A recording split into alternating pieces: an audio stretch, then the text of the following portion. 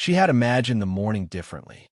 Natalie sat alone at a small table in her one-bedroom apartment in the East Village and watched her tears fall, one by one, onto the birthday cake.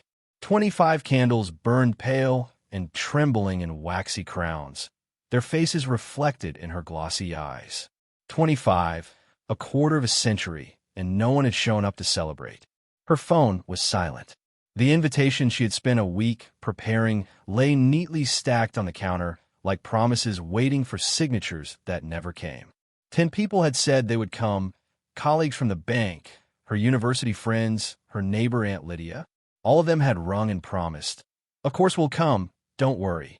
But as midday slid into the afternoon, the giddy certainty had thinned into a hard, cold absence.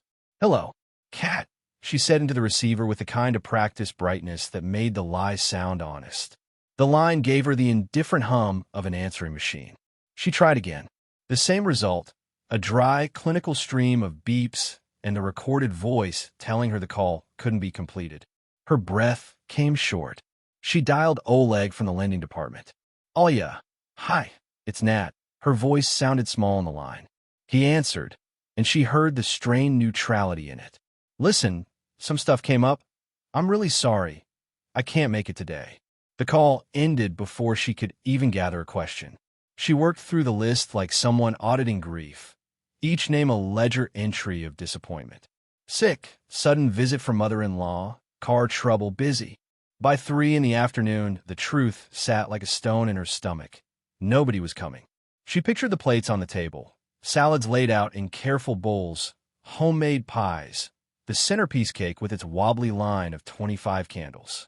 Her mascara blurred into black lines, and the tears came hot and ragged. She gathered the rest of her dignity and left the apartment before 7. If she was going to spend her birthday alone, she decided she would at least do it with a kind of quiet dignity. She booked a small table at the Metropole, an old restaurant with faded grandeur and high mirrors that seemed to know the stories of other lonely people. "One for one?" asked the maitre d' with a look that was new to her, pity tailored in the minimum of gestures. "One," she answered quietly. He led her to a table by the window. The waiter arrived with the menu, and, with the kind of practiced warmth restaurant staff reserved for guests bearing cake or tears, asked, "Special occasion?" "Yes. Birthday." She barely managed a smile. "Congratulations. Would you like a cake with a candle?" he offered. When the cake arrived and the waiter belted out a halting "Happy Birthday" in broken English, the tears fell anew. Heads turned, people whispered and pointed. "Look, that woman crying over her cake." She wanted to sink through the floor. Then a man appeared at her table. He was tall, maybe around 30, wearing a dark shirt. His hair was light, eyes a stormy gray, his face evenly cut like a photograph of careful restraint. In his hand, he held a white envelope. He asked softly, "Excuse me, may I sit?" His voice had something even impatient to it. She stared at him, wet and embarrassed. "Did you get the wrong table?" she asked, voice barely above a tremor. "No." He sat, placing the white envelope between them on the table. "My name's Aaron Cole, and I know why your friends didn't come." Her heart missed. He pulled a small stack of photographs from the envelope and fanned them across the table. The glossy prints showed her friends Kat, Oleg, Marina, the people who had promised to be there, laughing around a long table in a different restaurant, clinking glasses. The date stamped on the bottom of the photographs was today. "This can't be," she whispered. "Kat organized an alumni reunion," Aaron said quietly, "happening at the same time as your party." Natalie felt the world tilt. She looked between the pictures and the man sitting across from her. "Why are you showing me this?" she asked, voice small. Aaron studied her face the way someone reads a book written in clear, simple language. "Because nobody should sit alone and cry at their birthday because of people who don't deserve them. I couldn't stand it yesterday seeing you there. I was in the restaurant across the room. I could not do something." He told her, shyly, almost as if apology was a necessary preface to kindness, that he was a private investigator. He'd been following a case. A husband his client suspected was cheating, and the husband had walked into the Pushkin Bistro and joined a large table. He had taken the photographs. "Why would you care?" she asked. She was wary of kindness coming from strangers. "Because pretty women shouldn't celebrate alone in tears," he said simply, then added, softer, "and because I know what it's like to be betrayed by people you trusted." He suggested a glass of champagne. "To a new year of your life," he said, raising his glass. "And may it be better than the last." There was something in his eyes she couldn't name, warmth, understanding, maybe a protective instinct that made her feel smaller in the best possible way. For the first time that day, she felt pulled out of her shame. Later, as he talked, he told her more. His name was Aaron Cole. He used to be with the NYPD. Then there had been an incident, a domestic case that took everything from him, and he'd left the force to open his own agency. He produced photos that confirmed what he'd said, then gave them back into the envelope and slid it across the table. Their first night together was not cinematic. It was human, awkward, and kind. He insisted she let him buy her dinner, and she let him. He asked little about herself, and she told him about being an economist at a bank, about a rented apartment and small, steady comforts. Neither of them spoke of deeper things yet, and there was something honest in that restraint. He told her, in fragments, about his work as a private investigator and the reason he had left the police force. "My wife died 3 years ago," he said, the statement falling with a small, contained horror. "Car accident." I told them it was no accident, but the evidence was buried. They told me I was too emotional. I left. For a long time the two sat and watched the buzz of the restaurant blur into background noise. She felt safe in him when he stood and asked if he could see her home the next morning. "There's something about this I feel I should follow up on." The request hung between them like a question she didn't quite trust herself to answer. She woke in a bed that was not hers. Light sifted through white curtains, and the smell of the countryside, cold, green, and honest, filled her lungs. They were not in the city anymore.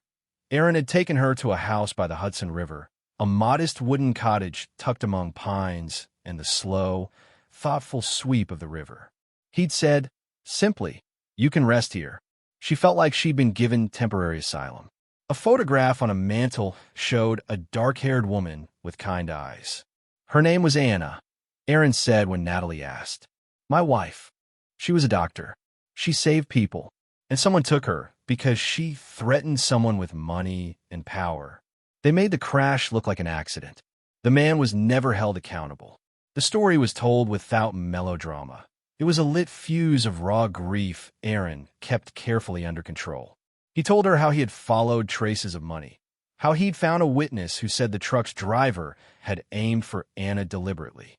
He'd been removed from the case, silenced by hierarchy and influence. He had left and done what he could from the margins. Now he took cases one at a time, sometimes for money, but often to bring a little fairness where the law had failed.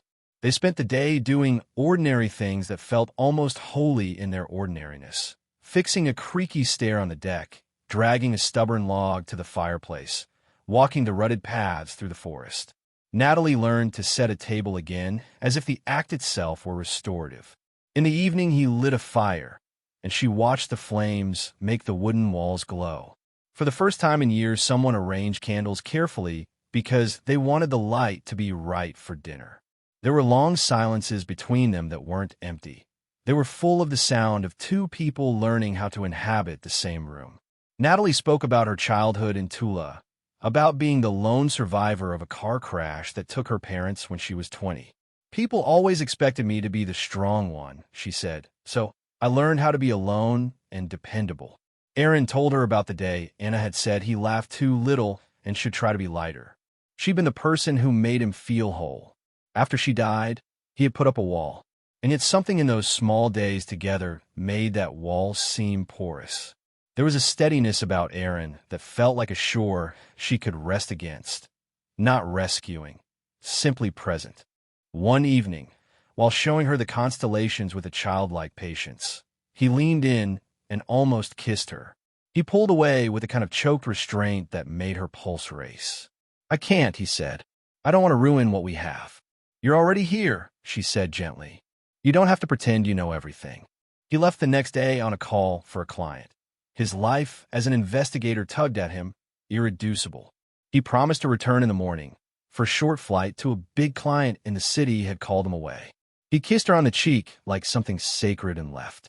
Natalie stayed at his house the first night out of a complicated mixture of fear and relief. She hadn't realized how tired she was of pretending.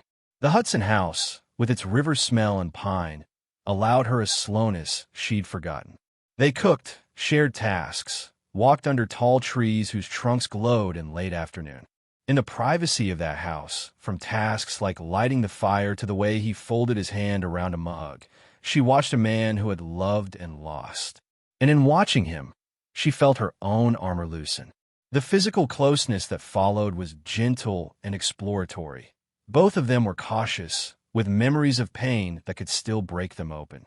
When they finally gave themselves to a kiss under the old oak on the property, the wishing tree, Anna had called it, it was simple and honest and filled with the kind of hopeful gravity that makes unexpected love feel like rescue. Returning to the city brought a return to complications. The magic of the countryside thinned as traffic honked and people shoveled umbrellas into subway turnstiles. The rhythm of large city life was almost aggressive in its speed, and both of them felt it. Soon a new doubt slipped between them like a cold shadow. Natalie began to hear whispers, small, poisonous things that undermined the fragile trust they were building. A man in a cafe introduced himself as Victor and claimed to be Aaron's colleague. He was a hard-faced man who took one look at Natalie and said with a smile that warmed like oil, "I've heard Aaron's been seeing you. You know how these things go. Long distance can be tricky, especially when clients are charming widows." A small, sharp panic rose in Natalie's chest. She had always been prone to fear that love would evaporate, that men would leave. Aaron had flown to a client in Boston, and Victor's suggestion formed a portrait in Natalie's mind. Aaron at dinners with a rich, attractive client, laughter in hotel rooms, a sudden coldness over the phone. When Aaron called that evening, her answers were clipped. He sensed the shift and tried to bridge it. "I'll be on the next flight," he said. "We'll patch this." He was in Boston working on a difficult case involving a woman named Elena Sokolova, wealthy, clever, with ties and secrets that made the investigation a slow, twisting vine. At dinner, Aaron had felt the attention, had been forced into late evenings and long discussions. But there had been nothing between him and Elena beyond professional obligation, not even a shadow of something more. Victor, it turned out, was not his colleague, but a competitor, a man who'd been trying to lurch clients away from Aaron's small shop. When Natalie met Victor and he made his sly insinuations, she let fear do the work. The calls and messages that Aaron left piled up on her phone, but 3 days into his trip a rumor had landed and pocked the surface of her trust. When he returned, breathless and apologetic, he found the door chained. Through the little gap, he saw her face, stormy, sudden, hurt. Arguments fractured, hurtful words were used. She accused him of leaving, of being distracted by a rich widow. He tried to explain that there was a case, that all the work was documented. She could not hear. She had deleted his calls and messages without listening to them. The old reflex of believing the worst had outlived its usefulness for long as it kept her safe. What it really did was leave her lonely. Aaron, exhausted from flights and from the cold smirk of the city's politics, felt the ground shift. The competitor Victor had poisoned the well for reasons of his own. Aaron had always known there would be men who would try to unsettle him, but never had he imagined those men would use someone he cared about as a weapon. He left, not because he wanted to leave, but because rage and hurt have a strange way of locking the door between two people. At the elevator, he leaned against the brushed metal and felt his heart crack with the strange, sudden feeling of being abandoned again. He loved her, he realized with a pain so sharp it felt physical. He loved her so much he wanted to get down on his knees and beg for her forgiveness. But he also realized that love could not survive without trust. Night in the city, she fell apart. He sat under the same skyline and wondered if their fragile thing could be mended. By morning, he had decided. If she was that dear, he would not let one rumor or one man's cruelty take her away. He came to her office with a folder of documents from the Boston case. 2 weeks before he'd even known Natalie, The contract with Elena Sokolova had been signed. Hotel receipts, day-by-day logs, reports, timesheets. All of it proved that he hadn't been unfaithful. He had worked in a single-occupancy hotel room, logged every meeting, every check-in. She read the pages with the kind of clarity that changes a person. Shame and gratitude wove together in a strange knot. "You could have shown me this earlier," she said. He should have. He'd been too proud of their love to demand proof. He wanted her to see him for what he was rather than for what someone else said he might be. This was one of the first hard lessons. "Love sometimes needs proof," he said with a rueful smile. "And I forgot that." Natalie understood her cowardice. To trust a whisper over the man who had been by her side was a reflex born of old wounds. Parents who'd left her as a girl, friends who'd betrayed her at the altar of social convenience. She apologized the way people apologize when they finally see what their fear has done, with a trembling honesty that leaves no place for excuses. Aaron, who had walked away for an hour out of wounded dignity, walked back and fell to his knees in the glass-fronted office. "Please," he said, and he didn't look for pity, only for a chance. She knelt beside him and breathed. "Yes. We'll try again." What followed felt almost like a rebirth. They learned the hard mechanics of trust, how to answer the phone, how to leave breadcrumbs of evidence when life requires absence, how to speak up if fear roars in the night. The work was not smooth, and there were days of guarded conversation. But the wedge of panic had been extracted and replaced with an honest scaffold. Time did a patient work of healing. A year later, in the same room where she had once sat small and alone with a cake and a shame, Natalie stood in a white dress. The metropole looked different now. Its mirrors no longer reflected humiliation, but new, patient light. Her childhood had taken away the luxury of pomp, of family parades to the altar, but what she had instead was chosen company. Aaron was there at the front, polished and nervous, his eyes full of the kind of surety that doesn't drown out the small wonders around it. He told the story, with a glass raised and voice steady, of how he had watched a woman cry in a restaurant a year ago, and how that night had rewired the course of both of their lives. She watched him and saw the honest soul he'd been wearing his armor.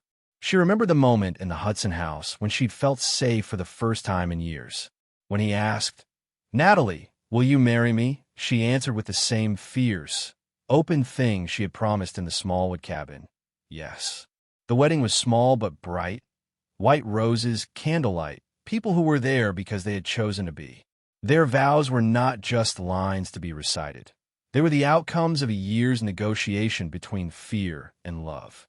The celebration was everything a celebration is meant to be. Fragile, triumphant, made real by the witnesses who smiled and cried. They moved back upstate to the house by the river for a long while, for their honeymoon, for nesting, for the sort of ordinary life that had, unexpectedly, come to feel like a miracle.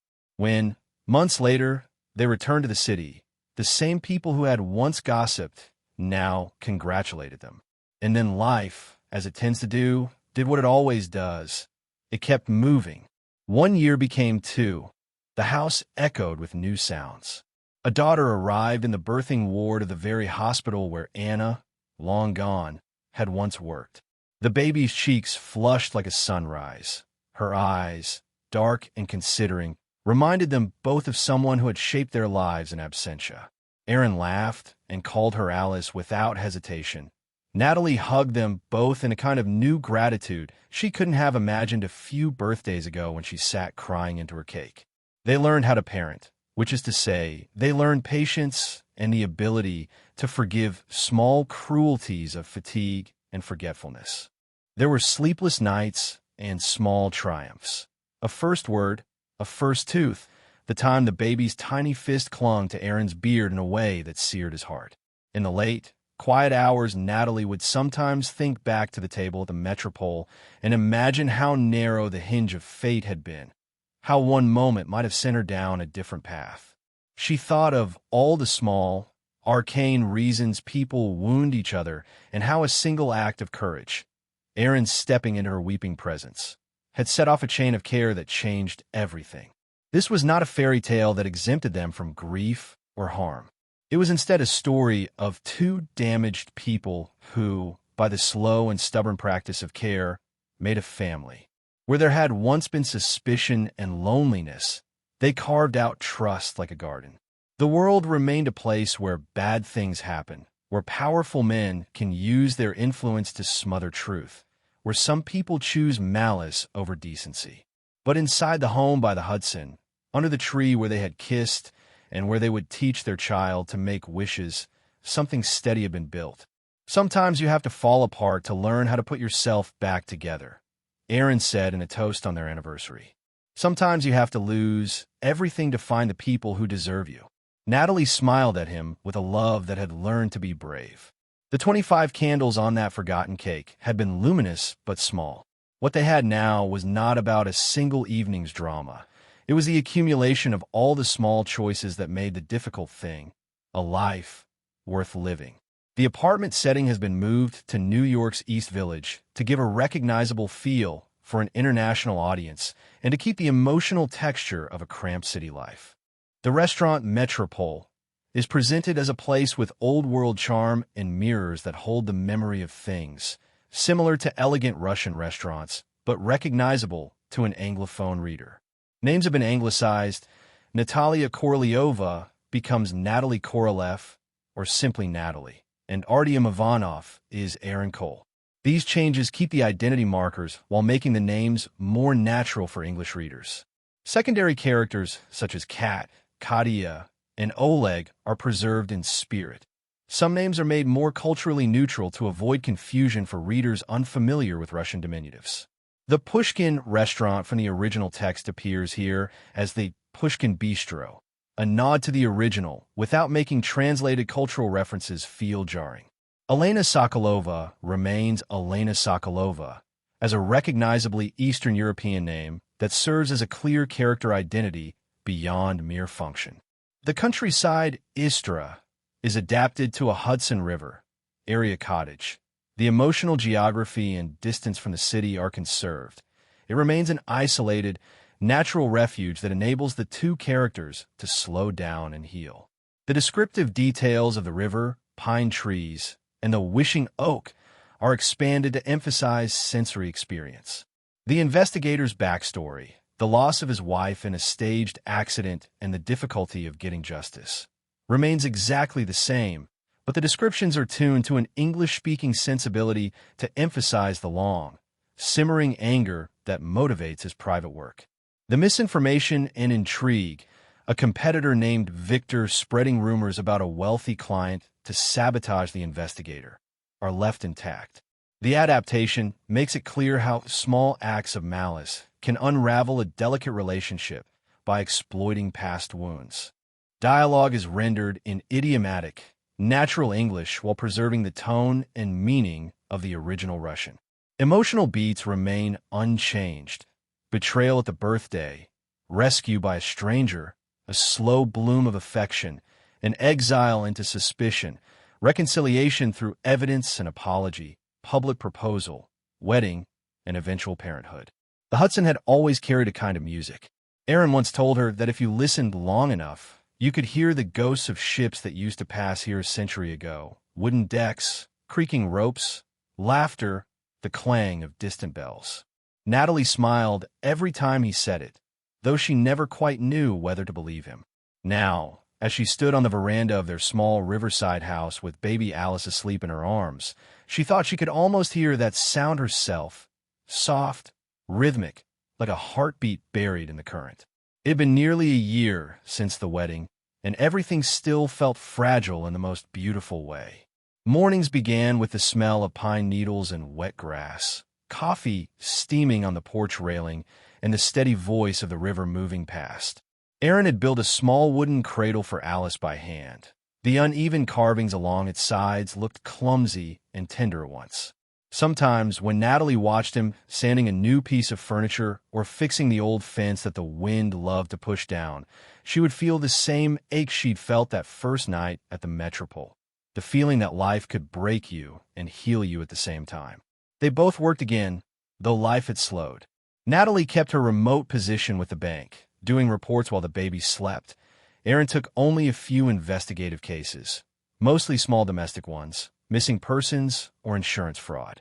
After years of chasing ghosts and grief, he seemed grateful for the ordinary. Still, sometimes when the sky turned bruised with thunder, she saw something in him tighten. He would stare out the window as if listening for something she couldn't hear, a memory, perhaps, or a name he didn't want to say aloud. Then he'd shake his head, smile, and return to her. One afternoon in late September, the river glowed copper under a low sun.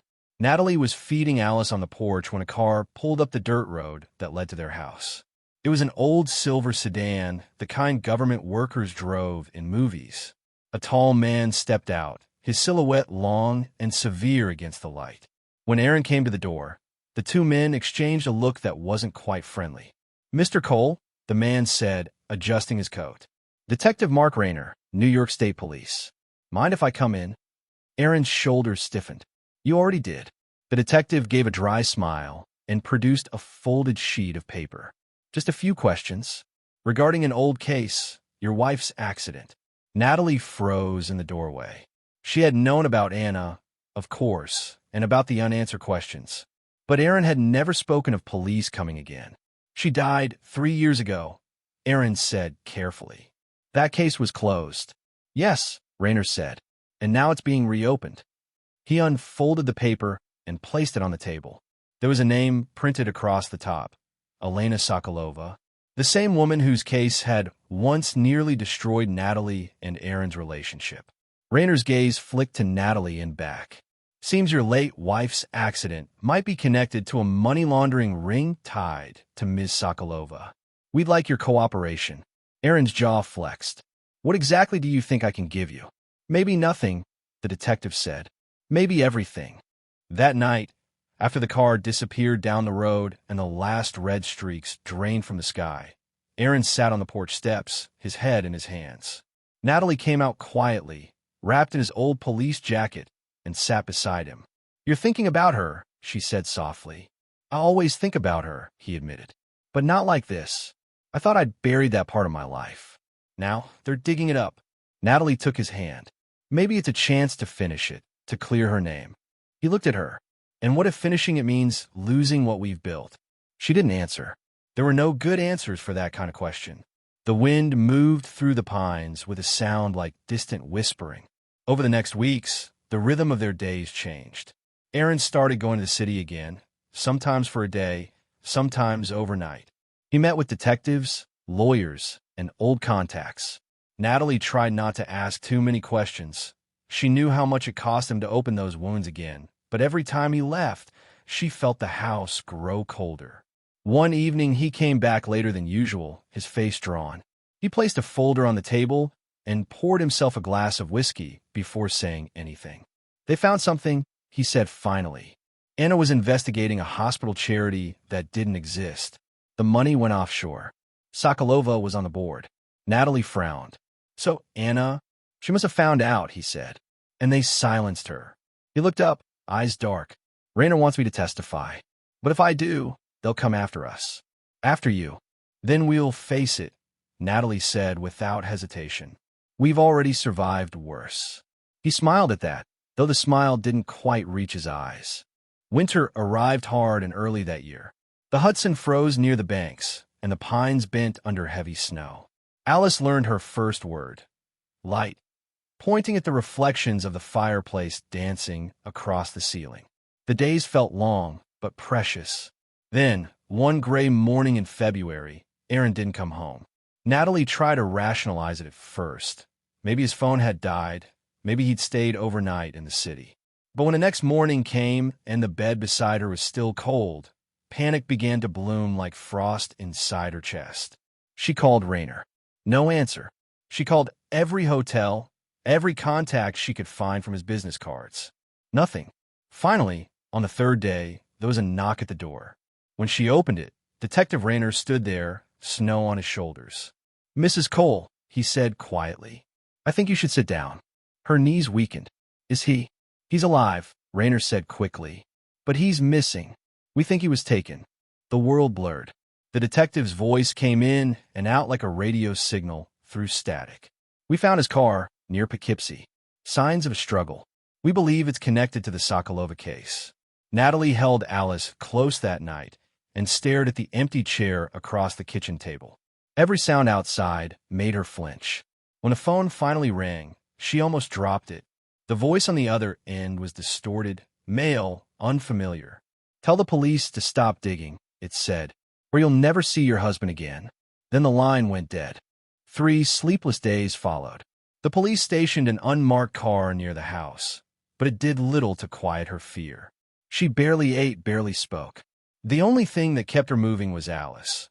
The baby's small, steady heartbeat against her chest reminded her that she wasn't allowed to fall apart.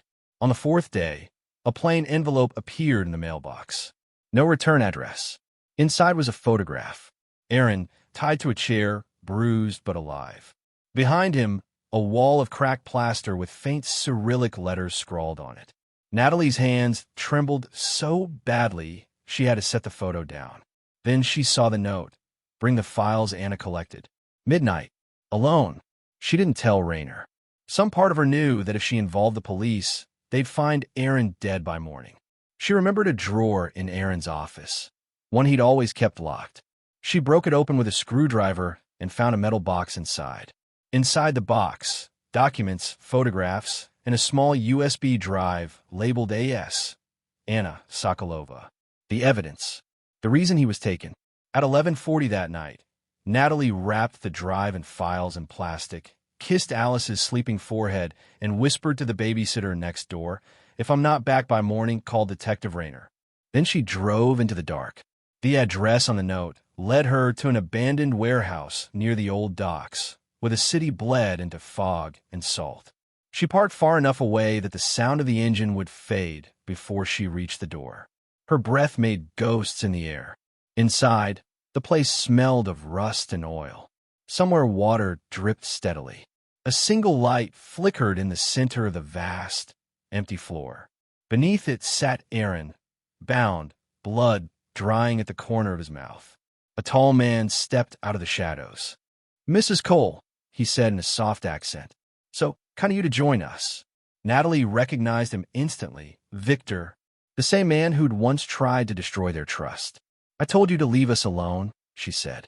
He smiled without warmth. "And yet, here you are. Bring me the files."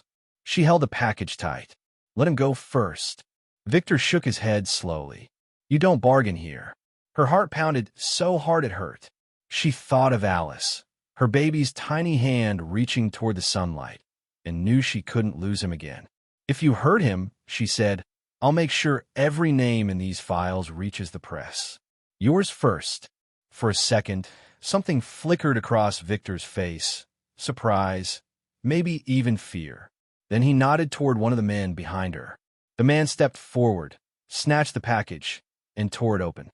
"Check it," Victor ordered. The henchman plugged the USB into a laptop. A green light blinked. His expression changed. "It's all here," he said. "Accounts, transactions, everything." Victor smiled. "Good." He raised his hand, and that was when the warehouse filled with shouting. Flashlights, boots, the deafening crack of gunfire. "Police, drop your weapons." Rayner's voice boomed across the concrete. Natalie fell to the ground, shielding her head. The next seconds were chaos. Victor cursing, men scattering, shots slicing the air. When she looked up, Rayner was pulling her to her feet.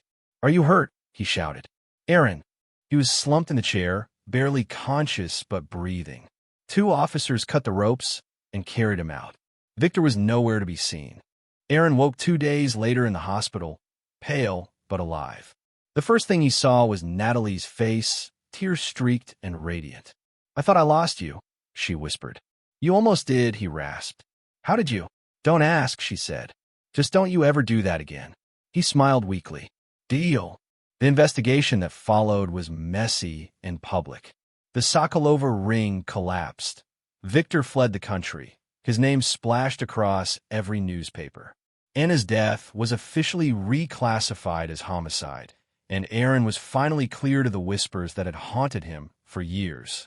When it was over, they sold the house by the river and bought a smaller one farther north, quieter, hidden among birches.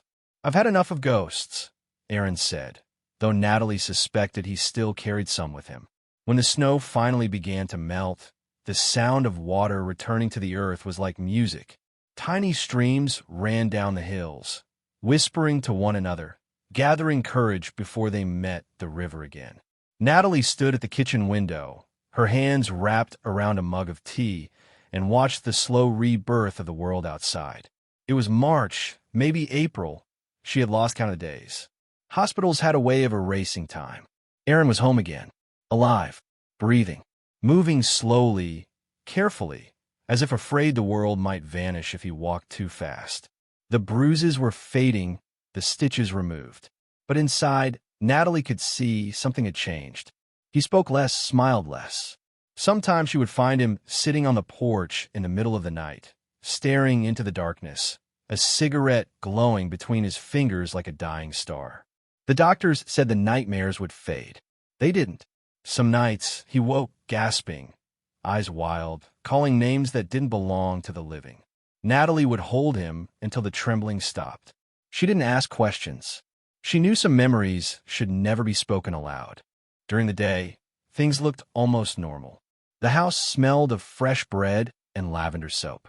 Alice, now walking unsteadily on her small feet, filled the rooms with laughter and tiny, triumphant screams. There were mornings when Aaron played guitar on the porch, his voice low and cracked, but gentle, and Natalie thought that maybe, just maybe, they'd survive the worst. And yet, the silence between them sometimes felt too heavy to cross. He was haunted by the warehouse, by the faces he saw there, by the moment he realized that survival can be its own kind of punishment. She, too, carried ghosts, of fear, of the helplessness that had almost broken her. One evening in late spring, Natalie found him by the riverbank, throwing stones into the current. The light had that strange gold quality that happens right before sunset, when every shadow looks alive. "You don't have to keep fighting it," she said quietly, coming up behind him. He didn't turn around. "I don't know how not to." She touched his arm. "Then let me fight with you." He looked at her, really looked, as if seeing her for the first time in months. The river hissed softly against the stones. "I keep seeing their faces," he said finally. "The men in the warehouse. Victor. Even Anna. I think about all the things I could have done differently." "You did what you had to do," she said. "And what if that's what I'm afraid of?" he whispered. "What if doing what I had to do made me someone else?" Natalie didn't answer right away. She stepped closer, rested her forehead against his chest, felt the slow rhythm of his heartbeat beneath the fabric. "Then whoever you are now," she said, "you're still the man I love." Something in him broke then, not in a violent way, but like ice cracking on a frozen lake. He dropped the stone he was holding and wrapped his arms around her, burying his face in her hair. She felt his breath tremble against her skin. For a long time they stood there, saying nothing. The world around them shrank to the sound of water and wind. Over the next months, Aaron began to change. It wasn't sudden, not dramatic, just small, quiet shifts. He started spending time in the garden, planting tomatoes, fixing the broken gate, teaching Alice to balance pebbles on top of one another. He still had bad days, but they no longer swallowed him whole.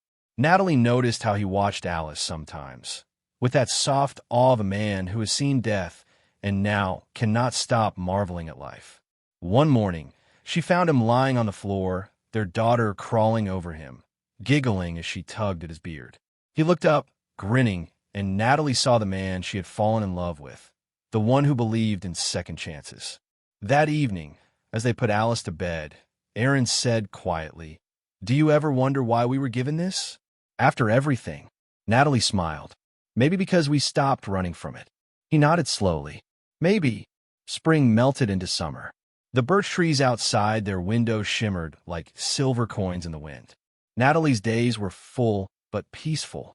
She worked part-time again, wrote small articles for a financial blog, and found a rhythm in ordinary things, folding laundry, baking, reading bedtime stories. And yet, sometimes when the dusk settled and the cicadas began their endless choir, she would catch herself staring at the horizon, wondering whether peace was ever truly permanent, or just an intermission between storms. Aaron noticed, of course. He always did. You're somewhere else, he said one night, as they sat on the porch watching fireflies. Tell me. Natalie hesitated. Do you think Victor's gone? Really gone? He was quiet for a long moment. Men like him don't disappear. They hide. Then we'll always be looking over our shoulder? Maybe, he said. But maybe that's okay. Maybe that's how we remember what we almost lost. She nodded, though her heart ached. There was truth in his words, and a kind of sadness too. The knowledge that happiness doesn't erase the past. It grows beside it. That autumn, they drove upstate for a weekend, just the three of them. The air was sharp with the smell of pine and wood smoke. They rented a small cabin near a lake that mirrored the sky so perfectly it looked unreal. On the second evening, after Alice had fallen asleep, they sat by the water, wrapped in a blanket, watching the reflection of the moon trembling on the surface. Natalie rested her head on Aaron's shoulder. Do you ever think about writing it all down? She asked softly. Everything that happened. He chuckled. And call it what? How not to fall apart? Maybe, she said. Or light after winter. He looked at her. That's beautiful. It's what this feels like, she whispered. After everything, the light still comes back, even if you think it won't. Aaron was silent for a long time. Then he kissed her hair and said, If I ever write it, it'll be because of you. The next morning, Natalie woke early. Mist clung to the lake like a dream that refused to end. She stepped outside, barefoot, and felt the cold grass under her feet. For the first time in years, she wasn't afraid of silence. It no longer reminded her of loneliness or loss. It felt like peace. Behind her, she heard the cabin door creak open. Aaron appeared, half asleep, holding 2 mugs of coffee. You're up early, he said. I didn't want to miss this. He smiled, handed her a mug, and together they watched the sun lift itself over the horizon. The light was pale and tender, like forgiveness. Do you think it ever really ends? She asked. The fear, the memories? Aaron thought for a while. No, he said finally. But maybe it changes. Maybe it stops being something that hurts and becomes something that reminds us who we are. She nodded. Then maybe that's enough. He slipped his arm around her shoulders, and they stood in silence as the world brightened. A flock of birds crossed the lake, their wings catching the light like shards of glass. Months later, back home, the rhythm of life settled again. Aaron found work as a consultant for the state police, training new detectives, helping on cold cases. He no longer chased ghosts. He taught others how to avoid becoming one. Natalie watched him with quiet pride. Sometimes, when he came home late, his shirt still smelling faintly of city air and coffee, he would pause at the door to Alice's room. She slept with her hands tucked beneath her cheek, her lips slightly parted. Aaron would stand there for a long moment, just breathing her in, as if anchoring himself to something real. Then he would come to bed, lie beside Natalie, and whisper, She has your eyes. And Natalie would smile in the dark. No, she'd say softly. She has yours. She just learned to see the world through mine. As the second winter came and went, the house filled with small signs of life. A collection of pebbles Alice insisted on keeping by the window, sketches Aaron made when he couldn't sleep, a half-finished manuscript on Natalie's desk. The manuscript had no title yet, but its first line read, There are some winters you don't survive. You learn to carry them instead. One evening, Aaron came home with a small package wrapped in brown paper. For you, he said. Natalie frowned. What's this? Open it. Inside was a first edition of letters to a young poet by Rilke. She looked up at him in disbelief. Aaron, this must have cost. He shook his head. It was Anna's. They found it in her things. Raynor thought I should have it. Natalie traced her fingers over the worn cover. The pages smelled of dust and old hope. She opened it carefully, and on the inside cover, in faded ink, were the words, Foray, when you forget who you are, read this. She looked at Aaron, her eyes shining. Maybe it was meant for both of you. He smiled, that tired, gentle smile she loved. Maybe so. They sat together by the fire, reading passages aloud, and for the first time, the name Anna didn't feel like a ghost between them. It felt like a bridge.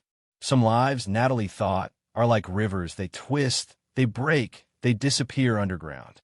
But somehow, They always find their way back to the sea. The years moved quietly, the way rivers do when no one is watching. One morning you wake and realize the trees outside your window have changed, thicker, older, leaning a little closer to the light. You notice how the child who once clung to your knees now runs ahead of you, her laughter floating in the air like wind chimes. You look at the person beside you and realize that the lines on his face tell a story more honest than any photograph. It had been 6 years since the warehouse, 6 years since the fear, the gunshots, the sirens. The world had shifted many times since then, but Natalie still thought of that winter sometimes, the silence of the snow, the ache in her chest when she thought Aaron was gone. Only now, the memory no longer hurt. It was a reminder, like a scar that had become part of her skin. They lived now in a small town north of Albany, in a white 2-story house surrounded by birches and wild grass. The Hudson was still nearby, but calmer here, narrower, quieter, as if it too had found peace. Aaron worked part-time for the local police department, mentoring younger officers. Natalie freelanced as a financial writer, her articles appearing in small but respected journals. And Alice, their wild, bright Alice, was now 7, with untamable curls and a habit of asking questions that made grown-ups hesitate before answering. That morning, the 3 of them were having breakfast on the porch. The air was cool and smelled of rain. Alice was telling a story about her art teacher, gesturing with the dramatic seriousness of a future actress. Aaron listened with mock gravity, nodding as if she were revealing the secrets of the universe. Natalie watched them both, her heart swelling with a quiet joy that still sometimes surprised her. When Alice ran off to chase a butterfly, Aaron leaned back in his chair. "You know," he said, "there was a time I couldn't imagine this." "This?" Natalie smiled. "Peace," he said simply. "A morning like this." You heard the quiet. She reached across the table and brushed her fingers against his. "You earned it." He looked at her for a moment, then said softly, "No, we did." A breeze lifted the edge of the tablecloth. Somewhere down the road, a dog barked. The world felt impossibly ordinary, and that, Natalie thought, was its own kind of miracle. That afternoon, while Aaron mowed the lawn and Alice built castles out of stones, Natalie sat at her desk by the window and opened her journal. She hadn't written in months. The pages smelled faintly of dust and lavender, a scent that always reminded her of beginnings. She wrote slowly at first, unsure what to say. But the words came, one by one, like old friends returning after a long absence. "It's strange," she wrote. "I used to believe that healing meant forgetting, that if I could just stop thinking about what happened, I'd be free. But now I see that healing isn't forgetting. It's remembering without needing to relive it. It's carrying the story with you, but gently, like a book you no longer have to open every day." She paused, her pen hovering over the page, and smiled faintly. Outside, Alice was laughing again, calling for her father to look at the tower she'd made. Natalie watched Aaron jog over, his shadow long in the grass. He crouched down beside their daughter, helped her steady the final stone on top. The tower wobbled, then held. Natalie returned to her writing. "I think happiness is quieter than I imagined. It's not fireworks. It's not a grand finale. It's mornings that smell like coffee, afternoons filled with small voices, evenings where no one needs to speak because everything worth saying is already known."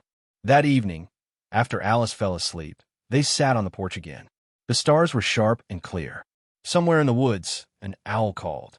Natalie rested her head against Aaron's shoulder. "Do you ever miss the city?" she asked. He smiled faintly. "Sometimes. The noise, the chaos, the feeling that anything could happen. And now I like knowing what will happen," he said. "I like knowing that tomorrow will probably look a lot like today." She laughed softly. "We're getting old." He squeezed her hand. "Old, maybe, but not tired." For a while, they just sat in silence, watching the fireflies blink in and out of existence. Then Aaron said, "Do you remember what you told me once? That light always finds its way back after winter." "I remember. You were right." She smiled. "I'm glad you finally believe me." He looked at her then, really looked, and for a moment the years seemed to fall away. There they were again, two people standing in the rain, on opposite sides of fear, daring to reach for each other anyway. Autumn came again. It always did. The birches outside the window began to yellow at the edges, their leaves trembling before surrendering to the wind. Natalie had always loved this part of the year. The hush that came with it, the faint smell of wood smoke in the mornings, the sense that everything was quietly preparing for sleep. Alice was in second grade now. She rode her bike to school with a bright red helmet, a tiny backpack bumping against her shoulders. Every afternoon she burst through the door, scattering papers, stories, and energy in every direction. The house, once too quiet, now pulsed with her laughter. Aaron's hair had started to gray at the temples. It suited him. He carried his years the way he carried everything else, with understated grace. Some days he still drove into Albany to consult for the department, but more often he stayed home, fixing things that didn't need fixing, mending fences, planting herbs. One Saturday morning, he found an old camera in a thrift store, a dusty Canon from the 90s. He cleaned it up and started taking pictures of everything. The river at sunrise, Alice's paint-stained hands, Natalie reading by the window.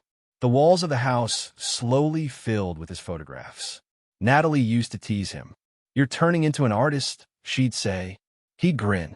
"No, I'm just trying to remember." One evening, after Alice was asleep, Natalie went looking for him and found him outside by the riverbank. The moonlight spilled silver across the water. He was standing very still, camera hanging from his neck, eyes lost in thought. She walked up beside him. "You okay?" He nodded slowly. "Do you ever feel like time's speeding up? Like the days are shorter, even though the sun still sets at the same hour?" She smiled. "That's what happens when you finally like your life." He chuckled softly. "Maybe." He paused. "Sometimes I think about all the people who didn't get this far. Anna, even Victor, in a strange way.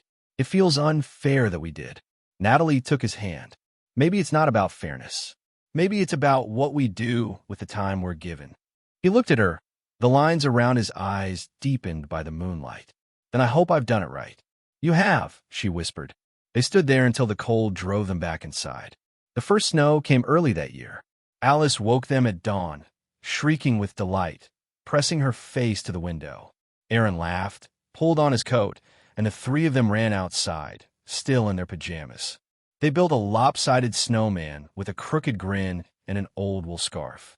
When they came back in, cheeks flushed and fingers numb, Natalie caught Aaron watching her with that look, the same one from years ago, half wonder, half gratitude. "What?" she asked, smiling. "Nothing," he said. "Just thinking how lucky I am that you said yes." She laughed. "I don't remember you giving me much of a choice." He grinned. "Best decision you ever did make." Later that winter, Natalie started writing again. Not articles this time, stories.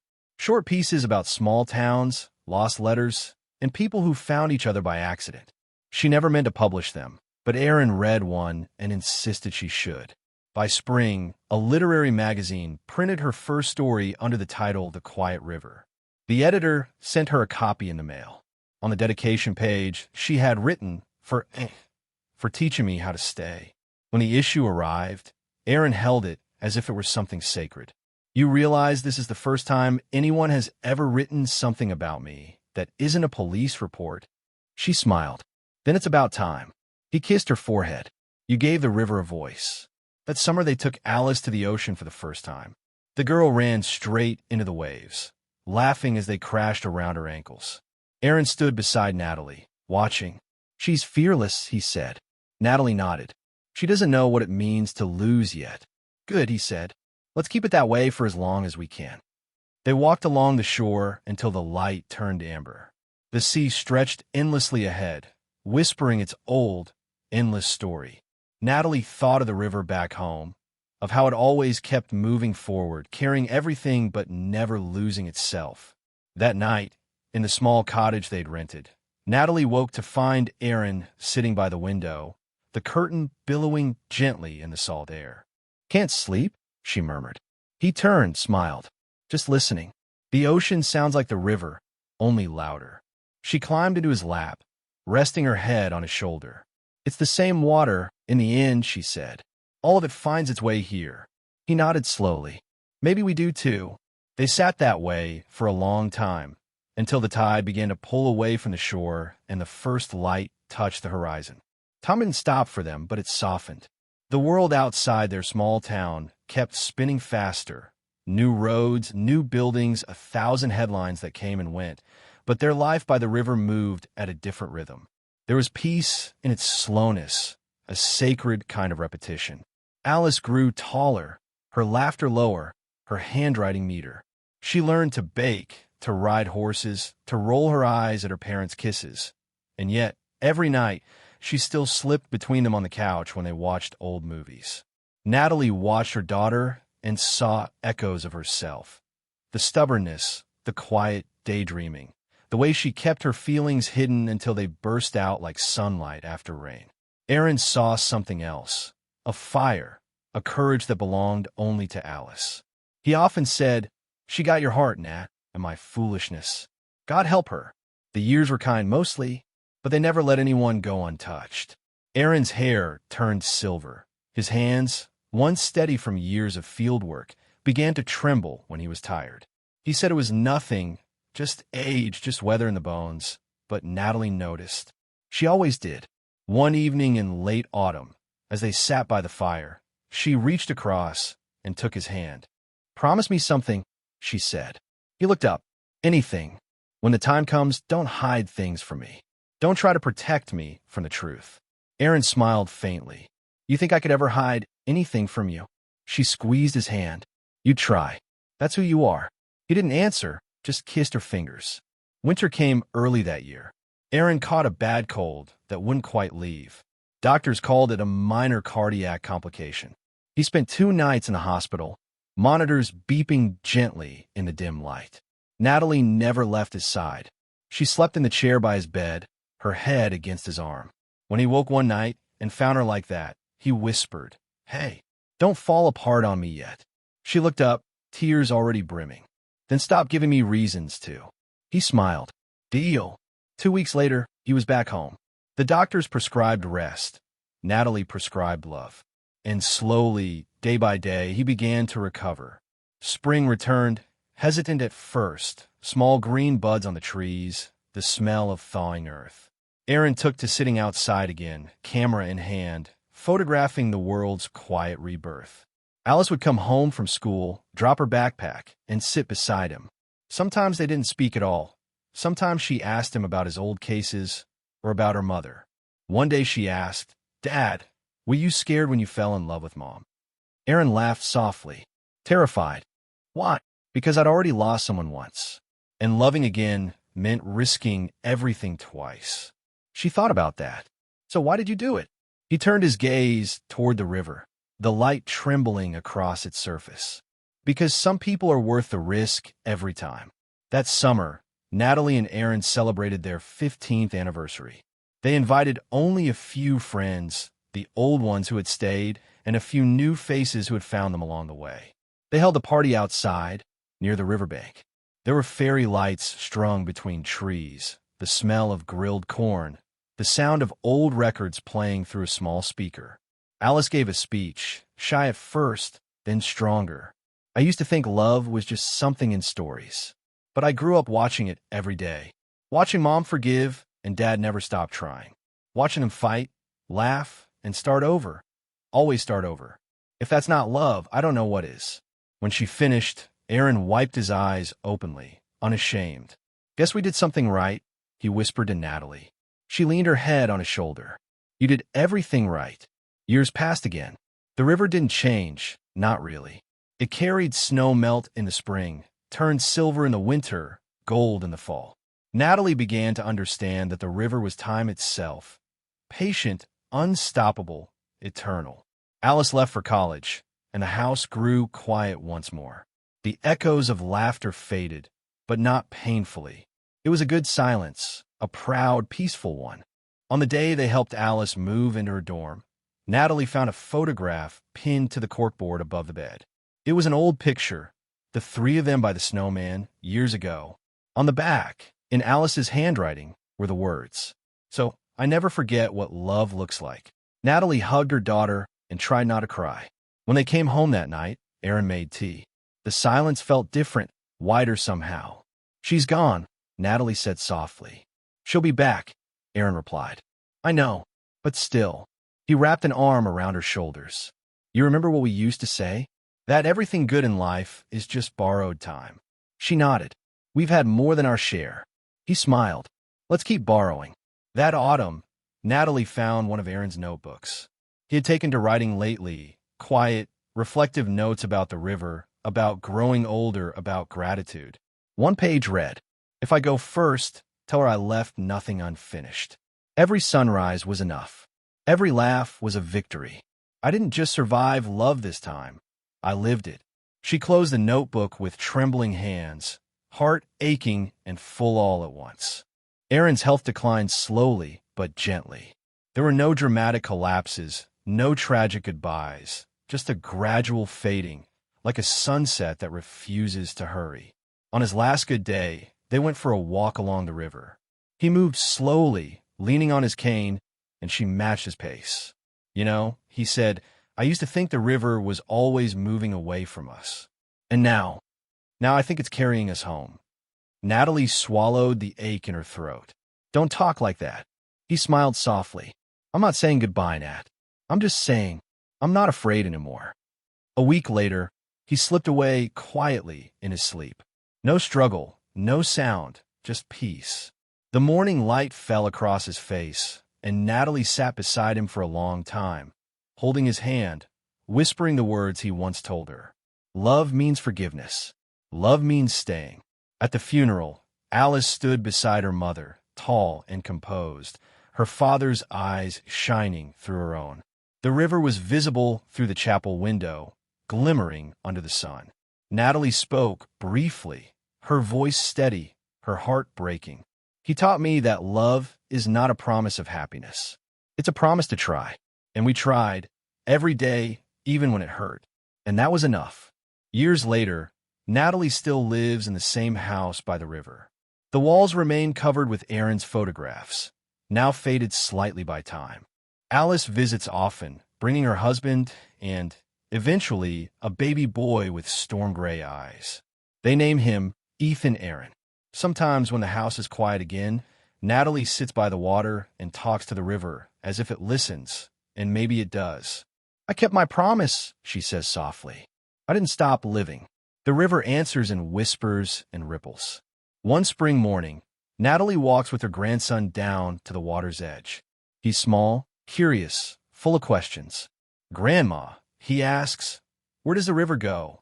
She smiles. Everywhere. It goes to the sea, to other rivers, to clouds and rain, but always comes back somehow. Like Grandpa. Her eyes shine. Exactly like Grandpa. They watch the current shimmer under the sun. A camera, long silent, still hangs on the wall inside the house.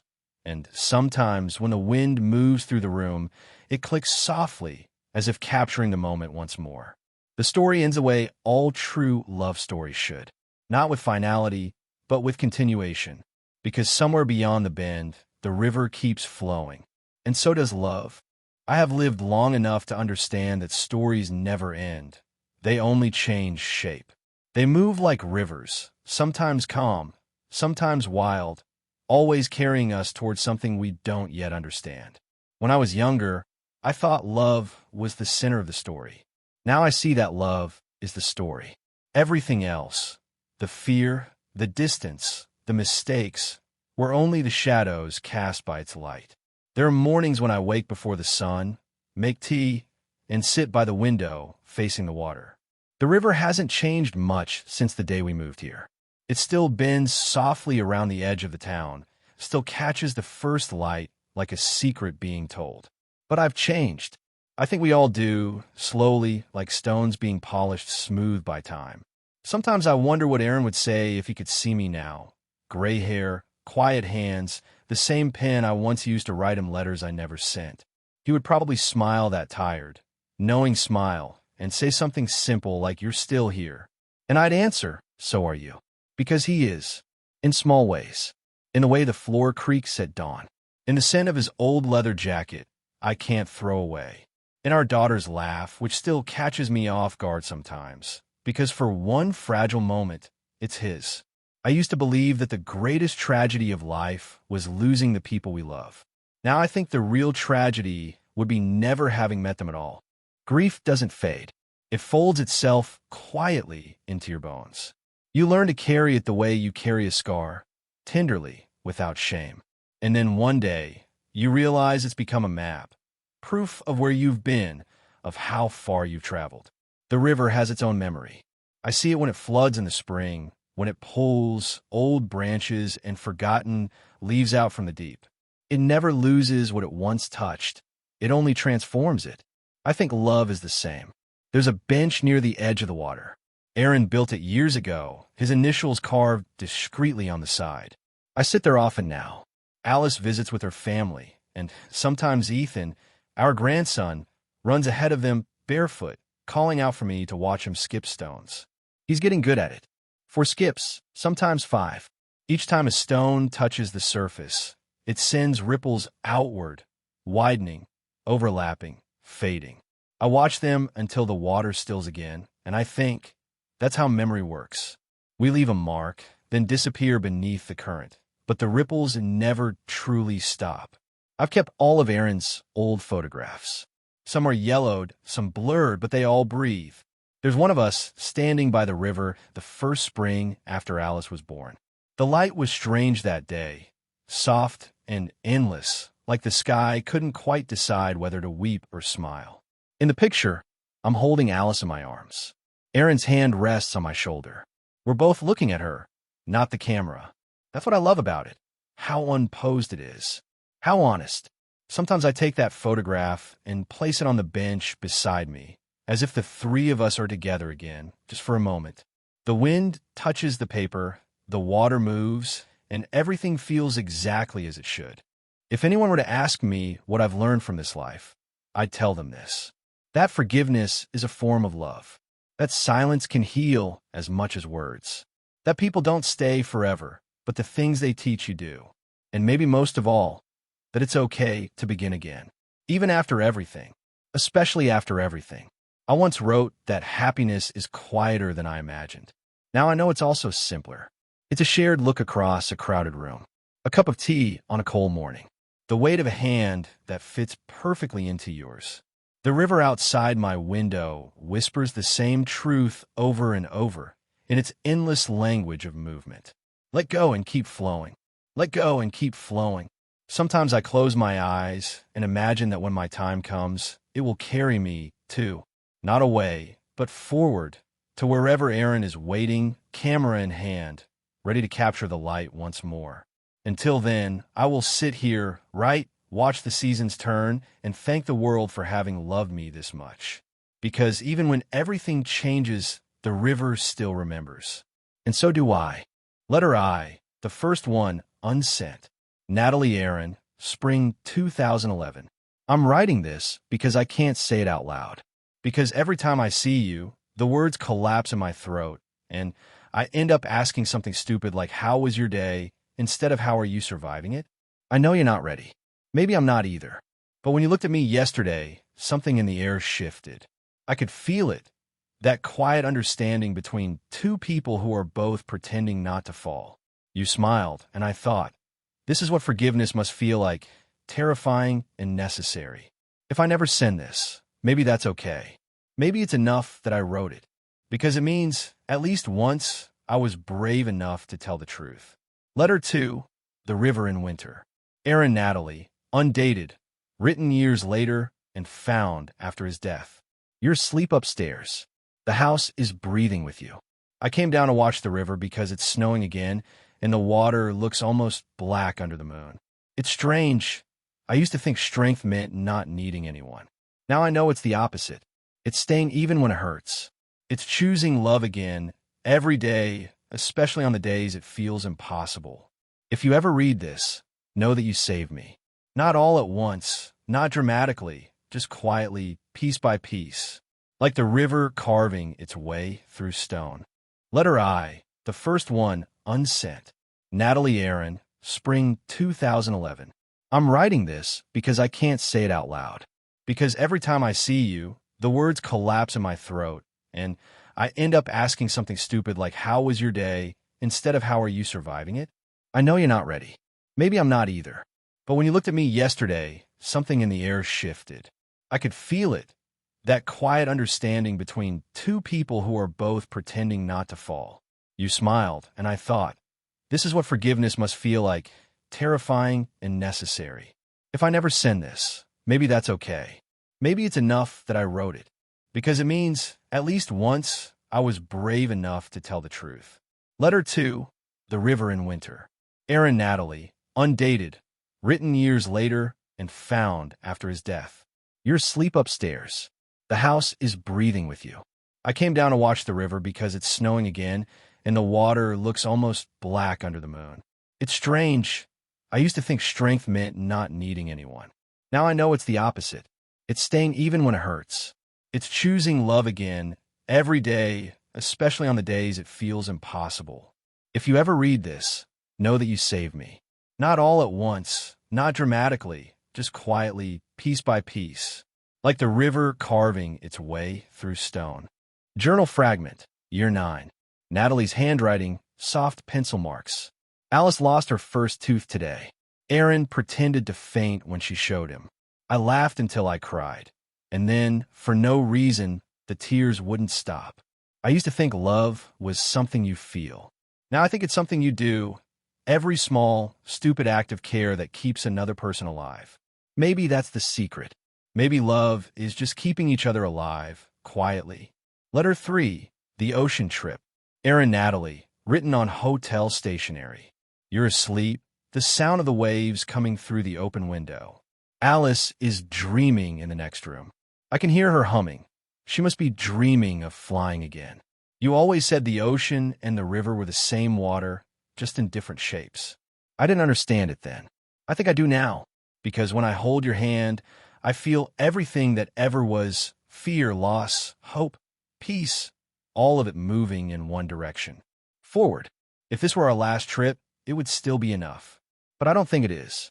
I think we have one more sunrise waiting. Journal fragment, The Quiet House. Natalie, after Alice leaves for college. The house sounds different without her laughter. Aaron tries to fill the silence with music, but even that feels too loud sometimes. Tonight he held my hand across the dinner table and said, "We did good." And I realized, he's right. We did good. We kept the promise. We stayed. Letter 4, the last one, never meant to be found. Aaron Natalie, tucked inside the back of his notebook. If you're reading this, I've already become part of the river. Please don't spend your days counting the years we didn't get. Count the ones we did. Every single one was a miracle I never deserved. When the light hits the water in the morning, look for me there. When you hear Alice laugh, hear me too. When you write, know that I'm reading. I'll be everywhere the river touches. And when it's your turn to cross, I'll be there, camera in hand, ready to capture the moment you return to me. Letter V, 10 years later. Natalie Aaron, never sent, written in her old age. It's been 10 years today. Ethan is walking now. No, running. He has your smile. He loves the river, though I don't think he knows why. Sometimes I tell him stories about a man who taught me how to forgive the world. He always asks the same thing. Was he brave? And I always say, yes. But not in the way you think. Because your bravery wasn't loud. It was steady. It was coming home again and again, even when everything inside you told you to run. The house still smells like coffee in the mornings. Your photographs are fading, but I like that. They remind me that everything beautiful eventually softens. I don't know if you can hear me. Maybe you're part of something vast now, light or wind or memory. But I like to think the river still carries my words to wherever you are. So here they are again, the same ones I never said enough. I forgive you. I love you. I'm still here. Final fragment. The river, Ethan, age 9. Written in a child's handwriting, found folded inside Natalie's journal after her death. Grandma says Grandpa lives in the river. I threw a stone in today and said hi. The water sparkled like it was laughing. I think he said hi back. Coda, the light returns.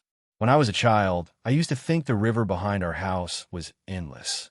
I believed that if I followed it far enough, it would lead me straight to the edge of the world, a place where the sky touched the water, and maybe, if I was lucky, I'd find my father there, taking pictures of the light. I know better now, of course. I know the river doesn't end. It only joins something larger, just like people do. My mother used to tell me stories about how they met. Never all at once. Always in fragments, over tea, or when the rain made her nostalgic. Sometimes it was a funny story about Dad trying to fix a leaking roof and almost falling through. Sometimes it was darker, heavier, full of pauses and silence that felt like prayer. But what always stayed the same was how she looked when she spoke his name. Like it was still new. Like she was still amazed that love had found her at all. I'm older now than she was when I was born. I have a son of my own, Ethan. He's curious, fearless, and always asking about the past. Mom, he said last week, how did Grandpa and Grandma know they loved each other? I told him, because they kept showing up. He frowned, confused, waiting for more. So I said, love isn't a lightning bolt. It's a choice you make every morning, to be kind, to forgive, to stay when it would be easier to leave. He was quiet after that, and I think somehow he understood. Every year, on the first day of spring, we visit the river. It's our small ritual, mine and Ethan's. We bring flowers, sometimes old photographs, sometimes nothing at all. The house is still there. The paint is a little faded, the steps creak, but the light through the windows looks exactly as it did when I was a girl. My mother's journals are stacked neatly on the shelf. My father's camera still rests by the window, facing the water. Ethan likes to hold it, pretending to take pictures. He always asks, did Grandpa teach you how to do this? And I always say no, but he taught me how to see. The river has changed over the years. The banks are wider. Some of the birch trees have fallen. But the sound, that soft, endless murmur, remains the same. It's strange how something so constant can hold so much of us. I can almost hear their voices in it. My mother's laugh, my father's calm. And sometimes, when the wind is just right, I hear my own younger self too. The girl who used to run barefoot along the shore, believing that love, once found, never leaves. I still believe that. Only now I understand it differently. Love doesn't stay in one place. It moves like water. It changes shape, but it never disappears. A few months ago, Ethan found one of my father's old notebooks. Inside, between faded pages, he discovered a photograph I'd never seen before. It was of my mother standing by the river at sunset, her hair caught in the wind, her hands tucked in her coat pockets. My father must have taken it quietly, without her noticing. On the back, in his handwriting, were just 3 words. She stayed. Always. I didn't realize until then how much that single sentence explained everything. All their years together, the chaos, the pain, the joy, it all came down to that. She stayed. And because she stayed, I'm here. Because he stayed, I understand what love means. When the sun sets over the water, it looks exactly as it did when I was a child. The same light scattering across the surface, the same hum of crickets, the same promise that nothing truly ends. Ethan and I sit on the old bench my father built. He leans against me, quiet, thoughtful. Mom, he whispers, do you think Grandpa and Grandma can see us? I smile. I think they are us. He looks confused again, then grins. That's a weird answer. Maybe, I say, but it's true. When the first stars appear, Ethan throws a small stone into the river.